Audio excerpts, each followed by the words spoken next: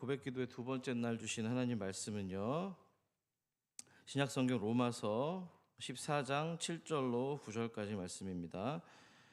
신약성경 로마서 14장 7절로 9절까지 말씀, 짧은 구절입니다. 같이 합독하면 좋을 것 같습니다. 신약 258면에 있습니다. 14장 로마서 14장 7절로 9절 같이 한 목소리로 합독하겠습니다. 시작. 우리 중에 누구든지 자기를 위하여 사는 자가 없고 자기를 위하여 죽는 자도 없도다. 우리가 살아도 주를 위하여 살고 죽어도 주를 위하여 죽나니 그러므로 사나 죽으나 우리가 주의 것이로다. 이를 위하여 그리스도께서 죽었다가 다시 살아나셨으니 곧 죽은 자와 산 자의 주가 되려 하심이라. 아멘. 추위 가운데 또 미끄러운데 또 안전하게 또 여러분들 인도해 주신 하나님께 감사를 드립니다. 몇 년 전부터 알고리즘이라는 말이 일상 속에서 많이 쓰이곤 합니다. 미디어나 개인 유튜브 또 쇼핑 어플리케이션에서도 자주 사용되는 말인데요.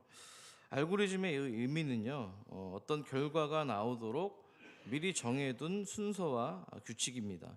그러니까 1번하고 2번하고 그러면 3번이 나온다.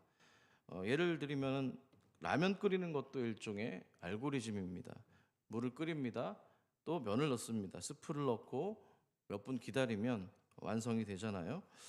그런데 우리가 매일 만나는 이 알고리즘은 라면 순서표랑은 좀 다릅니다. 라면은 정해진 순서가 나를 따라오지만 이 미디어의 알고리즘은 나를 관찰하면서 순서가 바뀐다는 겁니다.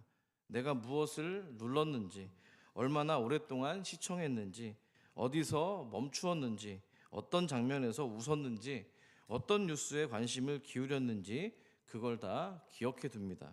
그리고 마치 우리들의 마음속을 읽는 것처럼 다음 화면을 제시하고 제안합니다. 당신 이거 좋아하잖아요. 당신 이거 계속 봤잖아요. 당신 이거 좋아하는 관심사잖아요. 이러는 거죠. 근데 놀랍게도 정확할 때가 많다는 겁니다. 근데 진짜 무서운 건 그 다음입니다. 처음에는 내가 그런 것들을 기호에 따라서 선택하는 줄 알았는데 어느 순간부터는 그 선택이 나를 끌고 가는 느낌이 든다는 겁니다. 좀 더 쉽게 말하면 이런 겁니다. 화면을 통해서 유튜브를 예를 들면 내가 끌리는 걸 한번 눌렀는데 그 화면이 이제 바뀌는 거죠. 내가 눌렀던 것으로요. 그러면 그 다음 그쪽에 또 다시 생성된 화면에 눈길이 가는 겁니다. 그걸 또 누르는 거죠. 이게 반복이 되다 보면은 어느새 나의 하루라고 하는 시간이 또 내 감정의 타이밍이 내 관심의 방향이 내가 정한 것이 아니라 보이는 것들이 나를 이끌어간다는 생각이 드는 겁니다. 그러니까 내가 누군가에 의해서 마치 편집당하는 것처럼 느껴진다는 거죠. 그래서 오늘은 이런 질문을 한번 스스로에게 정직하게 묻고 싶습니다. 지금 내 삶의 다음 화면을 정하는 주인이 누구인가? 내 마음을 끌고 가는 힘이 누구인가 하는 겁니다. 내가 나를 통제한다고 믿는데 정말 그렇냐는 거죠. 바울은 이 지점에서 우리 인생을 아주 단호하게 진단합니다. 로마서 14장 7절입니다. 같이 읽어볼게요. 시작. 우리 중에 누구든지 자기를 위하여 사는 자가 없고 자기를 위하여 죽는 자도 없도다. 아멘. 지금 바울이 말하는 건 이런 의미입니다. 사람은 나만을 위해서 산다고 말하지만 실제 삶은 단순하지 않다는 겁니다. 우리는 결국 무엇인가에 마음이 끌리고 무엇인가가 마음을 붙들고 무엇인가 주인처럼 모시고 살기 때문입니다. 그런데 바울은 여기서 한 걸음 더 들어갑니다. 자기를 위하여 죽는 자도 없다. 자, 이 말은 죽음 앞에서까지 내가 내 주인이다라고 끝까지 우길 수 있는 사람이 없다는 겁니다. 죽음은 인간에게 가장 정직한 순간이기 때문이죠. 그 앞에서는 내 힘도 계획도 자존심도 내 통제도 모두 내려놓기 때문입니다. 우리가 평소에 붙들던 돈, 건강, 명예, 계획, 관계, 내가 쥐고 있다고 생각했던 모든 것들이 사실은 내 손 안에 있지 않음을 우리는 분명히 알게 되기 때문이죠. 그러니까 결국 삶이라는 게 내 맘대로 안 되는데 죽음은 더더욱 그렇다는 겁니다. 그런데 이런 진단이 나온 자리가 장례식 같은 인생의 끝자리가 아니라 교회 안에 갈등이 일어나는 한 복판이었다는 겁니다. 로마서 14장은요, 먹는 문제로 시작합니다. 어떤 사람은 고기를 먹고 누구는 안 먹고, 어떤 사람은 특정한 날을 중요하게 여기는데 어떤 사람은 모든 날이 다 똑같은 겁니다. 자, 이건 단순한 취향 싸움이 아닙니다. 당시 로마 교회는요, 유대인 배경의 성도들하고요, 또 이방인 성도들의 배경이 같이 공존했습니다. 유대인 성도들에게 음식과 절기는 단순한 어떤 습관이 아니라 신앙의 양심과 연결되어 있었습니다.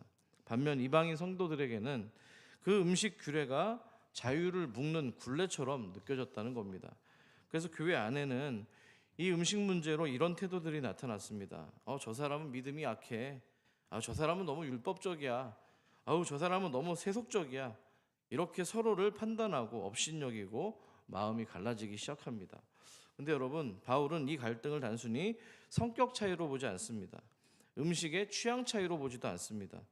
바울은 이 갈등의 원인을 한 가지 마음으로 진단합니다. 그건 바로 내 기준이 주인이 되었다는 사실입니다.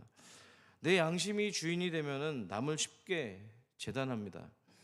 저 사람은 부족해, 이렇게 얘기하는 거죠. 내 자유가 주인이 되면은 남을 쉽게 무시합니다. 저 사람은 답답해. 내 오름이 주인이 되면 사람은 금방 말라버리게 됩니다. 그래서 바울은 8절에서 이렇게 이야기를 합니다. 같이 읽어보죠. 8절입니다. 우리가 살아도 주를 위하여 살고 죽어도 주를 위하여 죽나니 그러므로 사나 죽으나 우리가 다 주의 것이로다. 아멘. 여기서 핵심 단어는 한 글자입니다. 주입니다. 헬라어로는 퀴리오스라고 하는데요. 이 주라는 말은 그 시대의 경건한 단어가 아니었습니다. 로마 사회에서 주는 소속과 권위의 단어였습니다. 집 안에는 주인이 있었고 종에게도 주인이 있고 사람들은 누구를 의지하고 내가 누구의 보호를 받는가, 그것이 삶을 결정하는 시대였습니다. 그런 시대 한복판에서 바울이 말합니다. 너희의 주인은 너희가 아니다. 너희의 주인은 너희 기준이 아니다. 너희 양심이나 취향도 아니고 너희의 주인은 사나 죽으나 오직 주님이시다. 이렇게 선포하고 있는 겁니다. 여러분, 이 말이 왜 중요합니까? 왜 강합니까? 그 이유는 근거 있는 고백이기 때문입니다. 9절에 바로 나와 있는데요. 같이 읽습니다. 시작. 이를 위하여 그리스도께서 죽었다가 다시 살아나셨으니 곧 죽은 자와 산 자의 주가 되려 하심이라. 아멘. 뭐라고요? 예수님이 주가 되시는 이유는 우리가 예수님을 주님으로 만들어 드려서도 아니고 우리가 예수님께 주인의 자리를 허락해서도 아닙니다. 예수님은 우리에게 이미 주인입니다. 그런데 왜 그렇냐면 죽으셨기 때문입니다. 또 부활해서 다시 살아나셨기 때문입니다. 십자가는 예수님이 좋은 분이라는 그냥 그런 평가가 아닙니다. 십자가는 우리를 죄와 죽음에서 건져내신 구원의 사건입니다. 부활은 예수님이 감동을 준 분이라는 분이 아닙니다. 부활은 죽음을 깨뜨리고 새 생명을 여셨던 하나님의 승리였기 때문입니다. 그래서 예수님께서는 살아있는 사람의 주님일 뿐만 아니라 죽은 자와 산 자의 모두의 주님이 된다는 사실입니다. 이 말을 풀어 말하면 이런 겁니다. 우리가 멀쩡할 때만 주님이 아니시고, 내가 믿음 좋을 때만 주님이 아니시고, 내가 성공할 때만 주님이 아니시고, 내가 무너질 때만 주님이 아니시고, 내가 길을 잃을 때도 주님이시고, 내가 죽음 앞에 설 때도 주님이라는 사실입니다. 그러니까 바울이 말하는 결론은 이겁니다. 아까 분쟁 때문에 이런 게 생겨났다고 했잖아요. 너희는 서로의 주인이 아니다. 그러니 서로를 심판하지 말라는 겁니다. 서로를 업신여기지 말라는 겁니다. 왜냐하면 우리는 모두 성도로서 한 분이신 주님께 속해 있는 사람들이기 때문입니다. 아멘이시죠? 이 말이 되게 저는 중요한 것 같아요. 여러분이 하나님의 형상을 입은 자들이잖아요. 성도잖아요. 여러분에게도 하나님이 주님이시잖아요. 또 나에게도 하나님이 주님이시잖아요. 그렇잖아요. 그렇기 때문에 서로를 존중할 수밖에 없는 근거가 여기 나와 있는 거예요. 이거를 우리가 생각한다면, 예수가 우리의 주님이다라는 의식을 생각한다면 갈등의 시발점에서 원천 봉쇄가 되어야 될 줄 믿습니다. 여러분, 다시 한번 생각해 보시길 바랍니다. 로마서 14장의 갈등, 겉으로는 음식의 문제인데 속으로는 뭡니까? 내 삶의 주인이라는 그 착각이 낳은 갈등의 문제입니다. 내 기준이 주님이 되면 교회는 반드시 갈라집니다. 그런데 주님이 주가 되시면 교회는 하나가 된다는 거예요. 여러분 올해 주님 표가 뭐라고요? 예수가 주님이 되는 교회입니다. 여러분 이 원리를 우리가 너무나 잘 오늘 깨닫고 있다면 우리의 이 산서울교회에 온 한 해는 저 표어대로 살아가는 은혜가 있을 줄 믿습니다. 자, 이제 오늘 우리에게 적용해 보도록 하겠습니다. 처음 이야기로 한번 돌아가 볼까요? 알고리즘 말입니다. 알고리즘은 내가 오래 머문 것을 기억해 두었다가 계속 그쪽으로 나를 이끌고 가는 그런 모습입니다. 내 반응을 따라서 나를 이끌고 가는 거예요. 그래서 어느 순간 내 관심이 내 인생이 되고 내 분노가 내 하루가 되고 내 비교가 내 정체성이 되기도 합니다. 여러분 그게 바로 우리 안에 있는 작은 주님들이라고 저는 생각합니다. 내 마음 안에 앉아있는 또아리를 틀고 있는 작은 주님들 말입니다. 그 주님들이 내 삶의 다음 화면을 결정하게 내버려 둔다면 나는 끌려다니게 되는 겁니다. 그래서 결국 사람은 다른 사람을 판단하고 관계도 찢어버리고 교회도 흔들리도록 만드는 겁니다.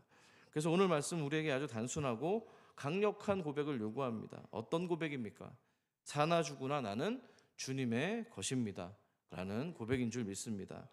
여러분 이 고백이 우리 안에 들어오면요 세 가지가 달라집니다. 그것만 얘기하고 말씀을 정리합니다. 첫째, 내 하루의 편집권이 달라집니다. 편집권입니다. 이제 나는 끌리는 대로 살지 않기로 결단합니다. 내 반응이 내 주인이 되지 않기로 결단합니다.